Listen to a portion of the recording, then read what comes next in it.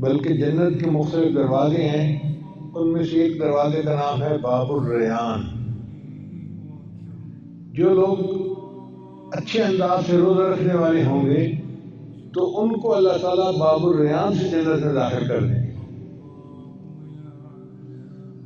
اب یہ باب الریان سے جنت میں داخل ہونے والا مسئلہ عجیب ہے۔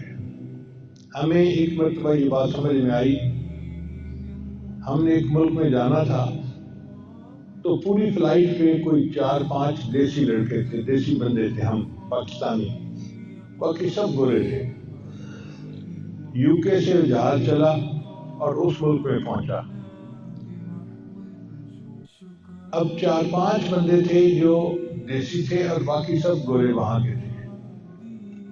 انہوں نے کیا کیا کہ ایک گیٹ ان کا تھا جہاں انہوں نے ایک بندے کو بٹھایا ہوا تھا، وہاں پہ وہ آنے والے کا صرف پاسپورٹ دیکھتے تھے، کوئی اس پر سائن نہیں، کوئی مہر نہیں، کوئی چیکنگ نہیں، کچھ نہیں۔ بس وہ آتا تھا اور دور سے اپنا پاسپورٹ دکھا دیتا تھا کہ یہ پاسپورٹ ہے اور یہ میری تصویر ہے۔ جتنی دیر میں ہم 4 بندوں نے امیگریشن کروائی، اس سے پہلے 400 بندے اس گیٹ سے پاس ہو گئے۔ تو میرے ایک دوست صاحب تھے، میں نے کہا بھائی آج مجھے ایک بات سمجھ میں آ گئی کہ ان کے پاس پاسپورٹ تھا اس ملک کا، یہ دکھاتے گئے اور پاس ہوتے گئے۔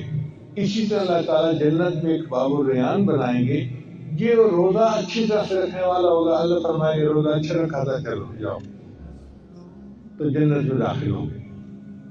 اس لیے رمضان مبارک کی اہمیت ایسی ہے کہ ہم ابھی سے اس کی تیاری کریں، ذہنی طور پہ بھی، اپنے کاموں کو بھی ایسے کریں کہ رمضان مبارک میں زیادہ سے زیادہ وقت ہمیں اللہ کی عبادت کے لیے مل جائے۔